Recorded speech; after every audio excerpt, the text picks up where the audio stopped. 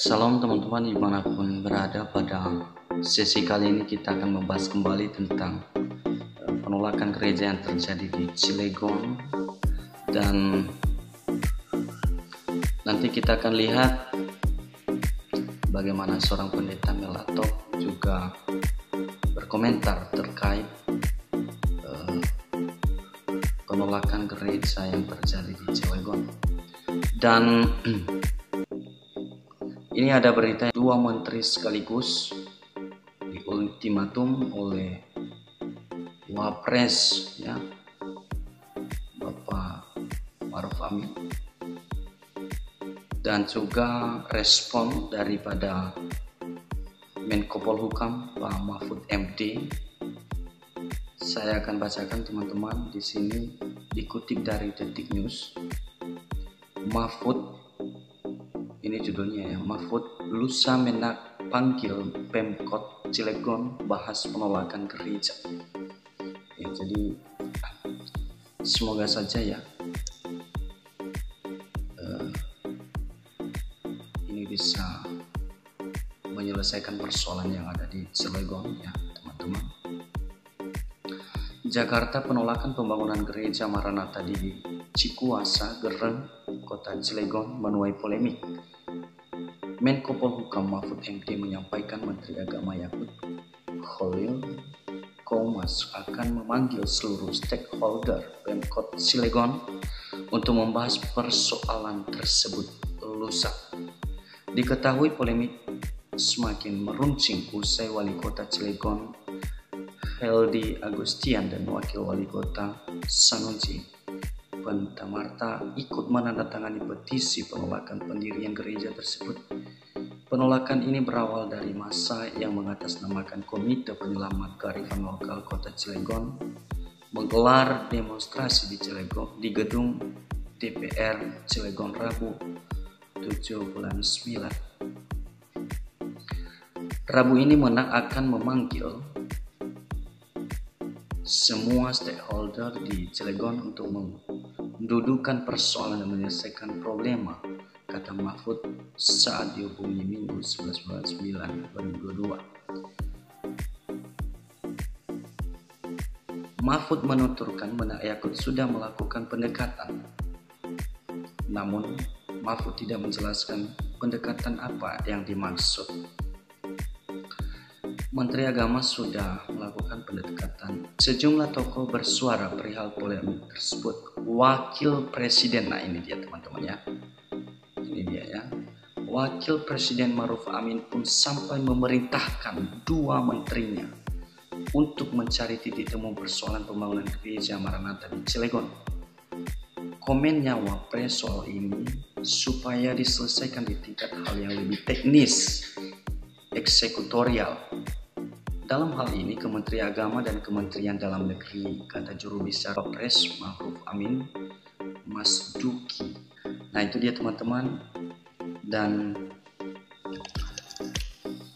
kita tentu berharap kalau sudah Wapres memberikan ultimatum kepada kedua menteri, Menteri Agama dan Menteri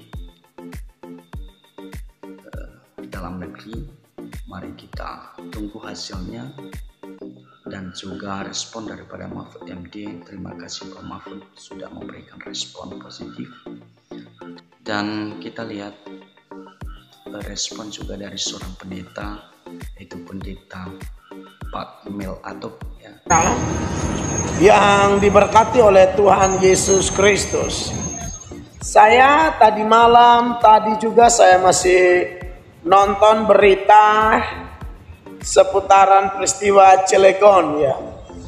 Dan bertepatan memang saya ada di kota ini, saudara-saudara, di Philadelphia. Maka saya pikir menjadi satu kesempatan yang pas untuk saya berbagi seputaran kasih persaudaraan, apalagi dalam konteks Indonesia ya. Kita punya banyak agama di Indonesia. Dan kelihatannya ya, saya tidak terlalu mendalami agama-agama lain selain agama saya secara detail. Tapi saya yakin mungkin agama-agama lain juga mengajarkan tentang cinta kasih, mengajarkan tentang kebaikan, mengajarkan tentang hidup dalam damai sejahtera, mengajarkan tentang bagaimana saling menghormati, mengasihi satu dengan yang lain. Nah, melihat peristiwa di Cilegon, di mana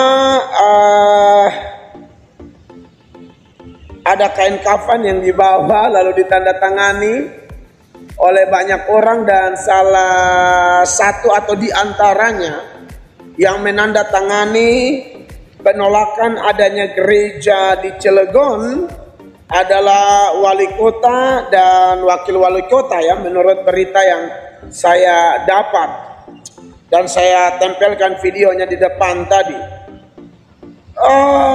Ya cukup mengagetkan bagi saya. Di Indonesia yang kita cintai, di Indonesia yang kita doakan, di Indonesia yang berasaskan Pancasila, ya kita sudah komitmen sebagai warga negara Indonesia. Kita tidak peduli dari agama mana, kita semua saudara bersaudara. Di daerah kantong Kristen ada agama Islam, dan banyak juga di daerah-daerah mayoritas Islam ada juga saudara-saudara Kristen.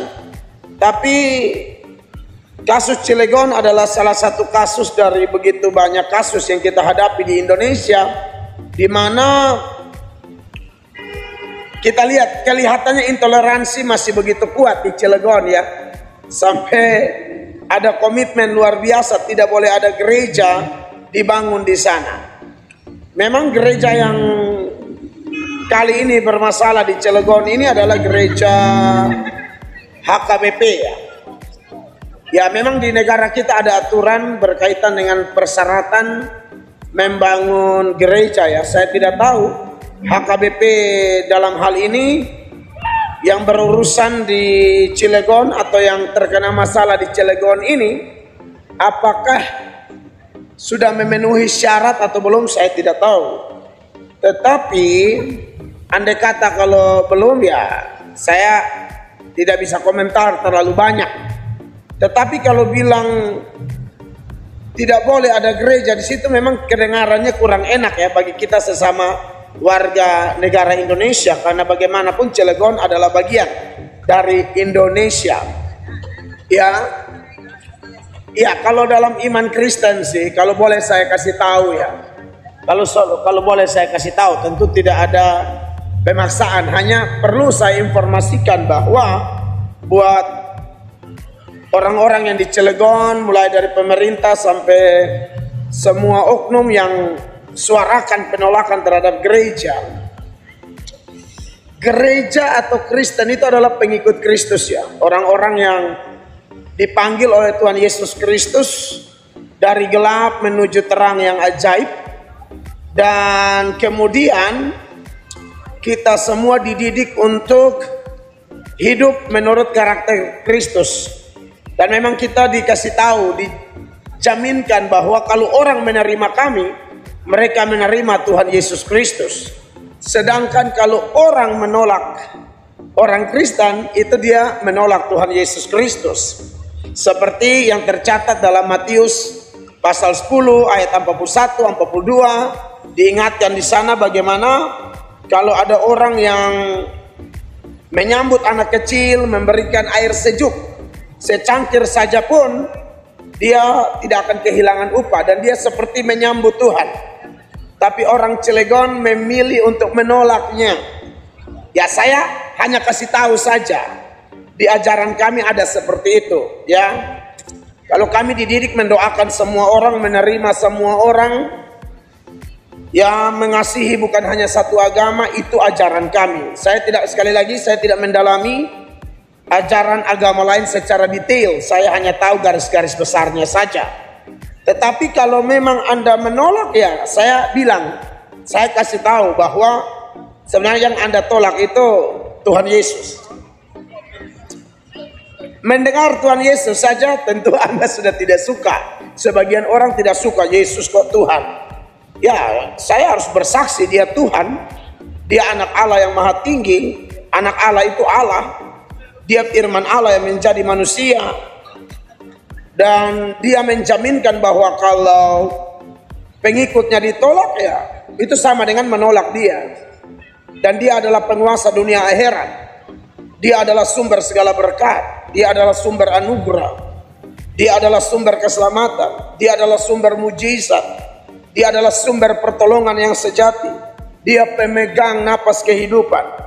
Ya, saya hanya kasih tahu itu saja, sebab kalau saya tidak kasih tahu, saya juga berdosa. Walaupun mungkin Anda menolaknya, tapi sebagai saudara sebangsa setanah air, sekaligus sebagai pengikut Kristus, saya hanya mengingatkan saudara-saudara yang menolak.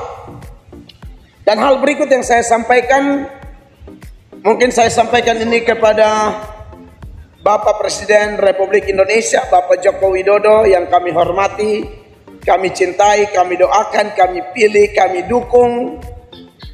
Ya bukan karena kami pilih, kami dukung, tapi apa adanya Bapak. Sekarang Bapak adalah pemimpin kami di negara kami, dan Bapak adalah seorang yang sangat nasionalis. Bapak bersama kabinet yang Bapak pimpin. Maka dengan hati yang penuh kasih, penuh hormat, kami serukan dulu, Bapak, tolong lihat itu Pak Wali Kota dan Wakil Wali Kota kok bisa ikut menandatangani di atas kain kapan penolakan terhadap gereja, Pak. Mungkin Bapak bisa tugaskan, saya tidak ngerti, sorry Pak. Bapak adalah pemimpin kami, jadi isi hati kami kasih tahu. Karena berita ini tersebar luar di media, maka kami menyampaikan ini melalui media, tapi penuh hormat, penuh kasih kepada Bapak Presiden kami yang kami hormati. Kami mohonkan Pak, tolong dulu itu bagaimana, apa yang harus Bapak lakukan melalui Menteri Dalam Negeri misalnya kepada pemimpin, ya aparat pemerintah yang seperti itu Pak. Masa dia ikut tanda tangan penolakan gereja, padahal Cilegon itu Indonesia, dan Indonesia itu bukan negara Islam. Indonesia itu negara semua agama yang ada di Indonesia, dan Indonesia terkenal dengan toleransinya Pak. Jadi oleh karena itu, sebagai warga negara Indonesia, saya mohonkan kepada Bapak Presiden terpilih, Bapak Presiden yang kami hormati, tolong Pak diperhatikan, tolong diingatkan itu anak buah Bapak tuh, Wali Kota dan Wakil Wali Kota. Ya, dan yang ketiga buat orang Kristen, penolakan ini tidak membuat kita marah yang gimana, tidak perlu. Ya, kita tidak perlu marah lalu ikut-ikutan seperti gaya mereka di kantong Kristen misalnya tutup masjid, tidak perlu. Kita tidak perlu melakukan itu, karena Kristen itu memang harus ada seperti itu. Dengan adanya tantangan seperti ini kita diajar untuk mendoakan. Dengan adanya tantangan seperti ini kita juga diajar untuk menyuarakan kebenaran. Dengan tantangan seperti ini kita tahu bahwa nilai plusnya adalah saya dan saudara semakin kuat, saya dan saudara semakin bertumbuh. Karena Kristen tanpa tantangan itu bukan Kristen. Kristen tanpa penolakan itu bukan Kristen. Kristen itu pasti ada penolakan, ada tantangan. Sebagaimana Tuhan Yesus berkata di dalam Yohanes pasal 15 ayat 18 sampai ayat 20, Tuhan Yesus mengingatkan kita, kalau dunia membenci kamu, ingatlah bahwa dunia lebih dahulu membenci aku daripada kamu. Kenapa? Di ayat 19 bilang, karena Tuhan telah memilih atau memisahkan kita dari dunia ini, maka dari itu dunia membenci kita. Ya. Dan di ayat yang ke-20 Tuhan Yesus ingatkan kita bahwa seorang hamba tidak lebih daripada tuannya. Tuhan kita, Raja kita, junjungan agung kita, pusat pujian penyembahan kita, pusat pemberitaan kita adalah Tuhan Yesus Kristus. Kalau Tuhan Yesus ditolak, dihina, pengikutnya tidak lolos. Tetapi yang kita lakukan adalah apa? Kita imani itu akan terjadi, tapi bukan berarti kita tinggal diam. Kita tetap serukan kebenaran, kita tetap. Baik teman-teman, nah itulah dia pesan dari Pak Pendeta Melatok, dan tentu kita sama-sama doakan saudara kita orang Kristen di sana di Cilegon, dan juga orang-orang Cilegon pada umumnya supaya mereka bisa mendapatkan damai sejahtera sukacita dari Tuhan.